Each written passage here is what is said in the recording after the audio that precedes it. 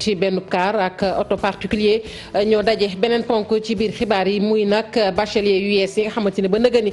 kenn orienté wu leen junni lañu ak ñaari téeméer ñu xëy di amal doxub ñaxtu di naqaru lu ni mel tey sàkku ci kilifa yi ñu déglu leen ñu ne la ca gën a metti nag bokk na ca ñoom ñooñu nga xamante ne ñu bari xamuñu rek inscription ba ñuy defee rek ca campusen.sn ba nu ñu cay jaaree beneen ponk yi dinañ ci àddu muy jàngoro ji di coronavirus nag tey ñu defati rek ab situation ci wàllu woowee ñu ne lu toll ci juróom benn doomu aadama nag yu ñu njortoon ni am nañu jàngoro ji di coronavirus gannaaw ba ñu ko xoolee ba ci biir nag la ñu doon joxtu amul jëwriñ ji dénk wàllug wér-gu-yaram sànq nag ña ñu dénk yëf ya doon janoo ak taskatu xibaar yi di ngeen dégg seen i kàddu ci kanam tuuti mbokki ponk yaa ngi nii bu ngeen taaxirloo tuuti ñu faram-fàccee xibaar yi.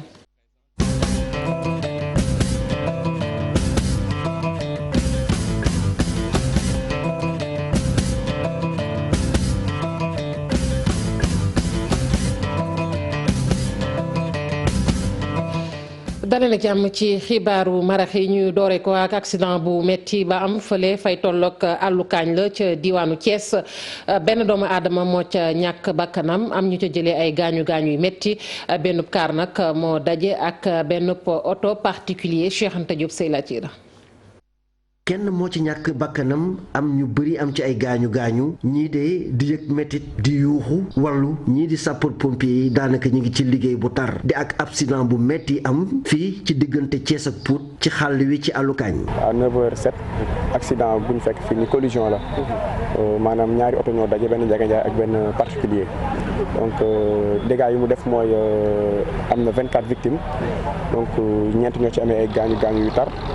fukk ak juróom-ñeent am ci gaañu gaañu yu xaw a yemamaay ak kenn ku ñàkk bakkanam. sapeur pompier yi daanaka indi nañ ay jumtukaay yu mat sëkk ngir génn kii ñàkk bakkanam oto bi dafa maxoñoo ba génne ko jafe woon lool. waaw kii faatu moom dafa coincé woon ci oto bi mais ñu am nañ matériel ak technique yi ñuy permettre ñu mun ko ci génne te génne nañ ko ci jàmm ak salaam daal. commandant Mouhamadou Boba Diallo mi ngi sàkku nag ci chauffeur si ñu daw ndànk nee na nag xàll wi diggante Pout ak Thiès fii ci àllukaañ li fiy am accident bari na lool. parce que xool nañ ni daal li ci ëpp daal vitesse yi boo xoolee moom mooy andi accident yi. ay ambulance ñu indi leen fii ci àllukaañ ki nga xamante ne moom moo loru ci accident bi ak ñi nga xamante ne am nañ ci ay gaañu gaañu teg nañ leen ci ay ambulance yóbbu leen ci hôpital Amadou Sakhir Ndiéguène bu Thiès. ñu koy jaajëfal bu baax Cheikh Anta Diop ñu wax rek ci xeetu rey yi am léegi muy rey yoo xamante ne ci anam yu ñaaw la ñu koy def boo seetloo sax ñu ne ñu koy faral di def nag ñaare ay aji bëggante la ñuy doon aji dencante la ñuy doon mbaa sax ñuy bëggante mbaa ñu bëggante ba dem loola doxatul seenu diggante moo waral nag laaj sampu ci lan moo sabab nag yooyee rey ci anam yu ñaaw a ñaaw askanu Sénégal nag am ñu ca yëkkatee ay kàddu dénk ko sunu naataango Maymuna Njaay. yéen dañ koy suturaal sàng suturaal dimbali jàppale loolu lañ ci xam ci côté boo dem nag domaine boo dem ci alxuraan ci nasaraan yëpp jigéen pour loolu la jigéen pour suturaal dimbali jàppale yërëm. xanaa ñàkk gëm yàlla ak aussi léegi réew mi yal na ma yàlla baal jikko yi dañoo yàqu ci réew mi dañoo war a defaraat jikko yi ndax ñun loolu nekkul suñu aada te nekkul suñu cosaan tamit ndax bu ne diine dafa war a am yërmande nit ki boo bëgganteeg moom tamit bu yàlla dogalul seen diggante mënut a nekk ndax ku nekk aussi mën na dem seeti keneen te fekk bañ see xeex bañ see xiiroo bañ see naayoo ëllëg ñi mën a àndaat ndax aduna dafa gudd tànk mën nañ fi nekk tey gën a bëgguma la ëllëg yàlla def sa xel wal bi nga ñëwaat ci man fekkee defoon nañ lu ñaaw xamu ni ñu àndaatee aussi nit ki dafa war a am yërmande avant tout ñun jullit yi dañu war a delloo suñu xel ci yàlla. si man quoi si man sama xel bu jeeg ma loolu laa foog ñu def loolu dañ tàggoo te ñu def loolu day fekk ñu tux wala ñu naan wala ñu waaw ñooy conscient daal. loo xool rek mi ngi ci dégradation des mœurs mi ngi ci secret yi bëri na mu ngi noonu daal jigéen ñi daal mu ngi noonu kenn xamul mandu rek. dañu démissionné ak méttitu àdduna bi ku nekk mi ngi daw kenn tanatul kenn ñi gën a nanti sax talatuñ seen doom yi doom danga koy yar. ñu àddu ci jàngoro yi coronavirus ak ni ko rek ministère bi ñu dénk wàllug wér-gu-yaram di defee nag bis bu set di wax rek fu ñu toll ci jàngoro ji ñu ne nag tey lu toll ci juróom-benn doomu aadama daal njortoon nañu ci ñoom jàngoro ji di coronavirus waaye ba ñu defee test yi daal loolee ñu foogoon nag amul leneen la ñu xam ne nag mooy ñooñu nga xamante ne nag ñi ngi leen di faj jamono ji seen lim toll ci ñetti fi mu ne nii nag mënees naa wax ni ñi ngi am tan bu baax a baax docteur Aloyse Waly Diouf moo ci yëkkati ay kàddu ànd ci ak professeur Seydi bu maladie infectieuse ñu teewlu leen ci micro Pafara Ñing. tey jot nañu ci Institut Pasteur résultat 6 prélèvements juróom benn prélèvement yi nga xam ne jëlee nañ ko ci ay cas suspect yi nag du Ndakaaru rek ci région yi tamit am na cas suspect yu ñu fa prélever parce que suñu système de surveillance du Dakar rek la am na ci région yi ci juróom benn cas suspect yooyu yëpp négatif maanaam benn cas suspect defuñu test mu positif donc Sénégal ba léegi ba bés bi ñu instant yi ñuy wax ak yéen muy tey amuñu cas bu bees ñu ngi ci suñu ñetti cas yi nga xam ne ñu ngi leen di traiter maladie infectieuse. fajum malade yu demee nii du toujours la jafe fi mu jafe rek mooy cas yu grave yi nga xam ne mënatuñ nooyi donc wéeru malade bi passé nii ñun moom lañ doon xaaruñu woon leneen loolu lu naturel la duñu wax ne feebar bi du rey dinay rey ay nit rey na lu ëpp 3000 personnes waaye 10 000 personnes 3000 personnes la faat seen bakkan donc il ne faut pas que ñu dramatiser de manière excessive problème bi mais aussi wax yooyu bu mu tax ñu commencé négliger bañ a jël suñ précaution bañ a def lu ñu war a def te li ñuy def suñ defee lu ñu war a def it dinañ gis résultats yi gis ngeen Chine actuellement résultats yi ñu fa am si fagaru bi.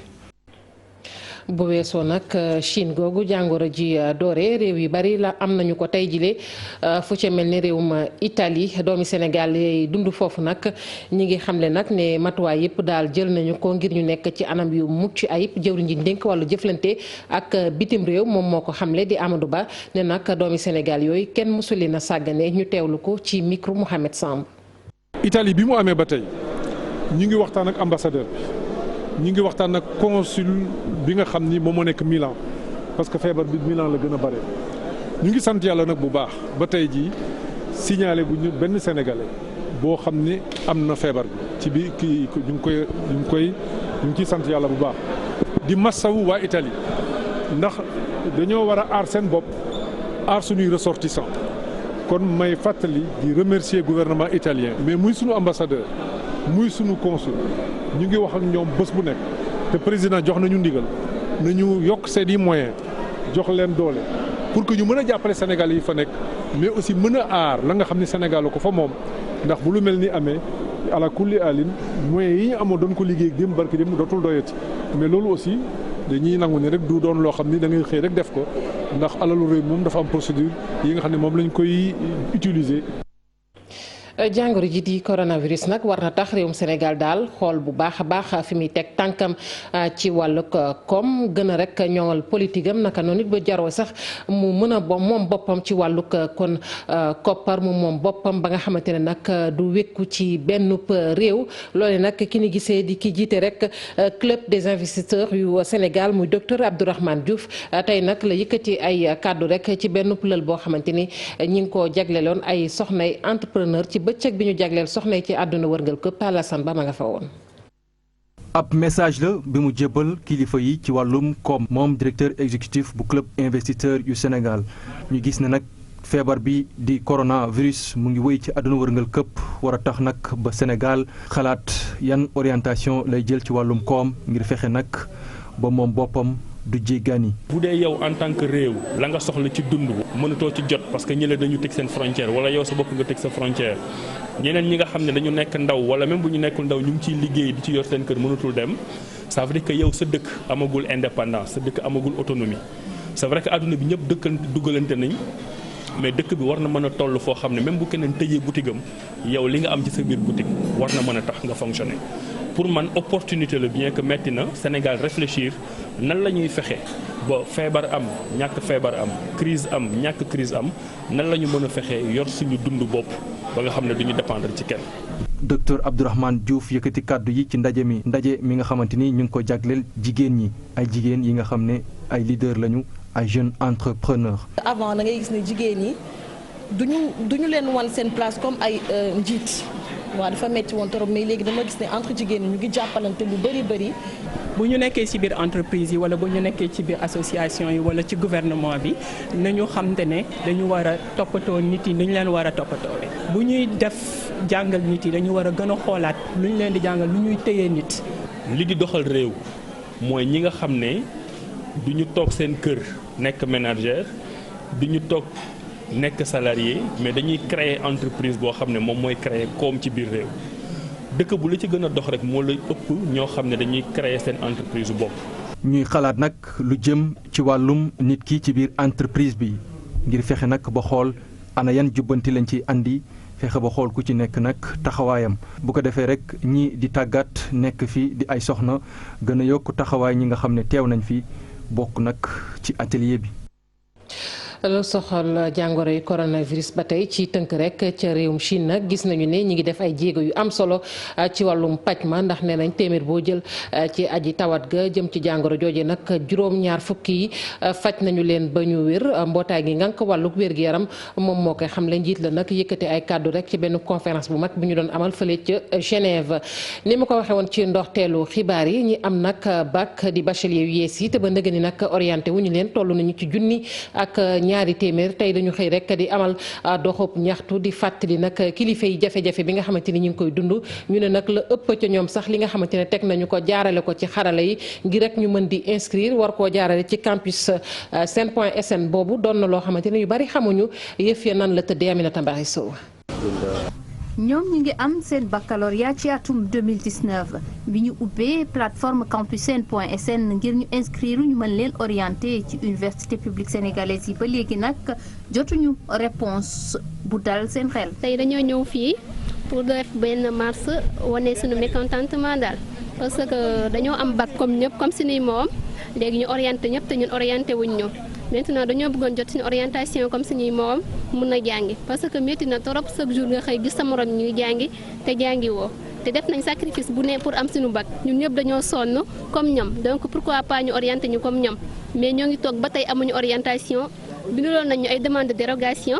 def nañ ko déposé ko lu yàgg mais boobu ba tey boo wootee ministère même chose lañ lay wax ne la ba tey ministre bi waxagul dara concernant les kii demande de dérogation. ndongo yi ne bokk na ci li waral loolu ñenn ci ñoom maîtriser wuñu benn yoon procédure bi ñu indiqué ci plateforme campusen.sn. campusen la ñu inscrire ñun ñëpp mais problème bi mooy dañoo defoon erreur parce que dañoo desee maîtriser inscription en ligne bi parce que cas yi bëri nañ mais mënuñoo expliquer lépp daal mais ba loolu amee dañoo ne nañ bind demande dérogation déposé ko ministère de l'enseignement supérieur déposé nañ ko foofu mais ba tey jotuñu dara. ci avenue Cheikh Anta Diop ñu daal di fay amal marche. di woote wàllu. ñenn ñi ba ñuy fay seen 25 000 dañoo retard ci paiement bi ñu annulé seen kii validé wuñ seen kii ñenn ñi ci compte bi lañ defee erreur ñeneen ñi dañoo inscrire ci kiiwu étranger yi la ñuy inscrire donc problème yi daal bëri nañ waaw c'est varié daal maintenant nag lu ñu bëggoon mooy Macky Sall dimbali ñu comme que def nañ ba sonn te amul benn changement moom mi nga xamante ne moo fi nekkal Sénégalais nañu dimbali ñu defaral ñu suñu orientation yi ñu jàng comme suñu moroom yi. ñu sukkandiku ba léegi ci collectif bi ëpp nañu ñaari téeméer ci ay ndongo yu nekk ci situation bi nga xam ni ba léegi orienté wul leen ci université publique yi lee ñoom ñu tàllal loxo ministère de l'enseignement supérieur waaye tamit njiitu réew mi ngir mu utal leen solution su ko defee ñu mën a intégrer université publique yu Sénégal ndax ñu mën a continuer seen jàng.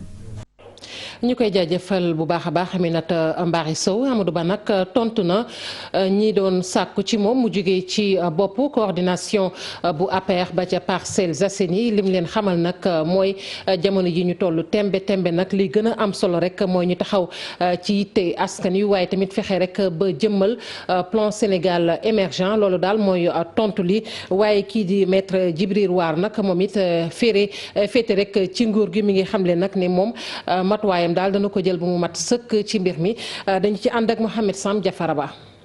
Amadou Ba génn na ci noppite gi mu nekkee woon moom mi di coordonnateur bu APR bu Parcelles Assainies di ñaawlu la fa jot a xew tey woo ñi nga xamante ni si ñoo di ay jegeñaaleem ñu waxtaan. buñ ko jox gëdd ak cër bu mu amul ñi fa nekk ñëm njabootu président lañu am na ay xew-xew yu fa am lay sama cër mooy jéem ko saytu bu baax xool nan lañ koy saafara te ñu ngi waxtaan ci sunu biir kooku amul benn problème. Au-delà de nos personnes ce qui est important mooy ñu ñëpp ñu ànd bokk ndey bokk baay mettre en œuvre la vision du président. coow li am fan yii yëpp ci APR nekkul lu neex Maître Djibril War bu ñu sukkandikoo ci moom dina jël ay matuwaayu wóor ngir yëf yi mun a dakk. kon tey jii bu ñu toogee ñu naan diw mooy jéem a suufu président diw amul kóllëre wala parce que toog naa président waxtaan ak moom xëy suba di yabal xale yi wax naa ne loolu du seen rôle. kon loolu laa bëgg ñu arrêté ko vraiment jox nit ñi seen cër. léegi daal ku jógati jël kaddu. naan Fatou Matak Salim Matak Amadou Moussa ak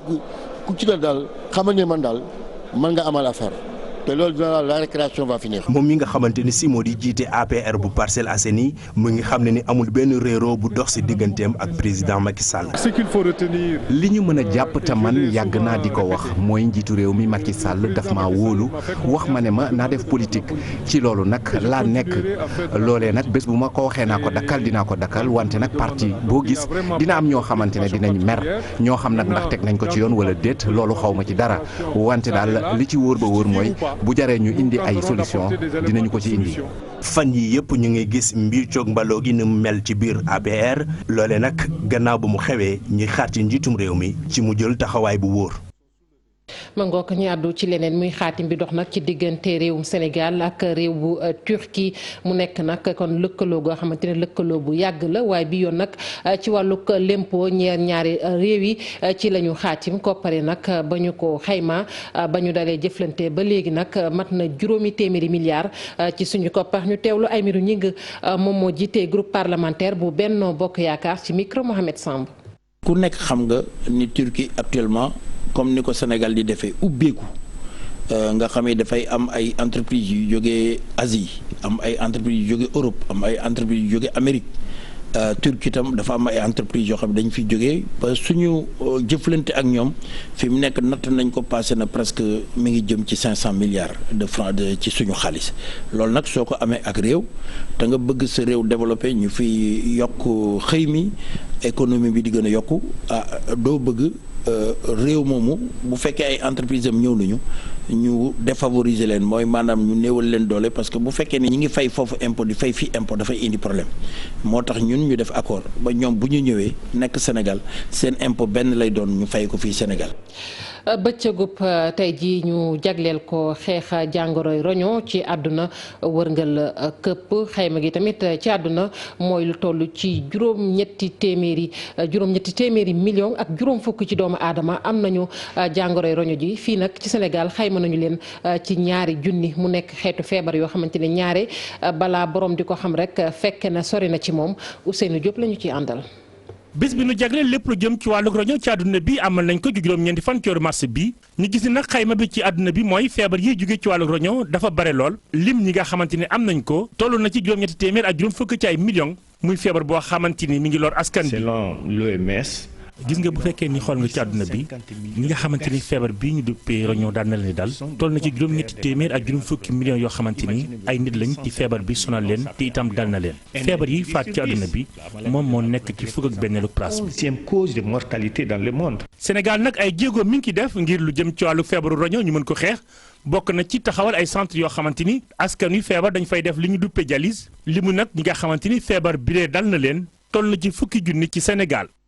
Et chez nous au Sénégal. Sénégal nag boo xoolee am na ay jéego yoo xamante ni ñu ngi ki def baax na lool ndaxte gis nañ ni liggéey bi ñu ngi ciy taxaw ci estimation yi nga xamante ni nag am nañ ko estimation yoo xamante ni moom la ñu gis ci terrain bi mooy juróom-benn junni ba fukki junni ci ay doomu aadama am nañ feebar bi kon boo xoolee ci 16 millions d'habitants yi fukki junni ci ay doomu aadama te la nga xamante ni xayma nañ ko am nañ lii di feebar bi loolu nag bare na lool waaye nag li ci ñuul mooy dépistage bi moom xaaju Sénégal bi sax defuñu ko. c'est énorme. feebaru roño nag mu dal la nga génn ci loolu dafa metti lool di nga dépenser xaalis bu bare. waaye nag ci kàddu docteur Ibrahima Mbemba Diallo am na ay prox ndoll yoo xamante ne askan wi mën nañ ca jaar ngir loolu du leen dal. il faut éviter lister. li njëkk ci fagaru bi mooy ñu def lii di dépistage éviter itam lii di diabète ndaxte day indi feebaru roño éviter itam hypertension artérielle nit ki war nay naan itam saa su ne ndox mu bare loolee mën na la ci muccal activité physique bi itam nit ki da ko war a def lii di maladie rénale chronique lu ci gën a mën a am solo mooy nañu moytu lii di suukar li ñuy lekk mu niin wala boog moo xaat ci àdduna bi nag ñuy célébrer bis bi nga xamante ni dañ ko jagleel wàllu roño ci xalaatu borom xam-xam yi kenn ku ne war na mën def lii di dépistage laata ñeent fukki at ngir loraange yi ciy am bañ la dal. nangook ñu koy jaajëfal bu baax a baax Ousseynou Diop zone militaire numéro 7 nag dalal na ci njeexitalu ay bis bi chef d'état-major général des forces armées mu doon fa amal rek benn nemmeeku ñu baaxoo nag di ko def saa yu ñu amee rek ab semga bu bees général Birame Diop gannaaw bi mu yëkkati ay kàddu ñu teewlu ko. visite bi permettre nañu ñu déglu leen pour xam li nga xam ni mooy seen ay jafe-jafe. pour que commandement bi su ñibbee liggéey ci dans les meilleurs délais pour que mën a saafara jafe-jafe yooyu pour que unités yi mën a continuer def seen liggéey ci anam yi nga xam ni moo gën visite bi tamit permettre nañu ñu sensibiliser suñu unités yi ci jàngoro ji nga xam ni moom moo dal fi mu ne nii suñu ay concitoyens bu ñuy wax coronavirus.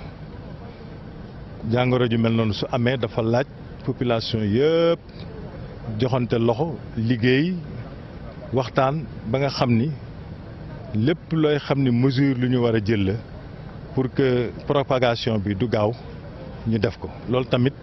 waxtaan nañ ci ak ñoom wax leen lépp li nga xam ni moom la réew mi di xaar ci armée. ñu àddu ci tàggat yaram ak football Ligue 1 sénégalaise nag saison 2019-2020 bi nag jamono ji sax xaaj na booy xool nag mu nekk fukk ak ñetteelu journée boo xamante ne amal nañu ko Teungueth FC mu mel ni nag mi ngi def jéego yu am solo ndax fi mu ne sax moo nekk ci bopp classement bi ak fukki poñ ak ñaar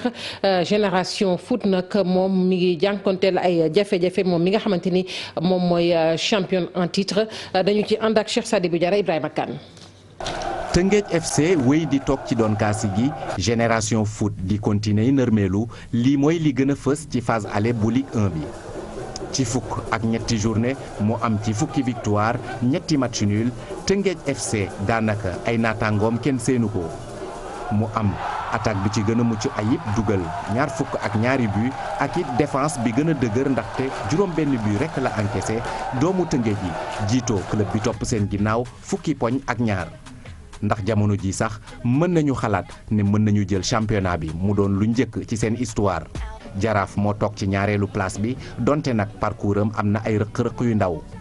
wante ci njeextalu phase aller bi nag dafa enchaîner ay match amul ci défaite loolee tax sax ba ñu xalaat ne moom mooy concurrent sérieux bu Teungueth FC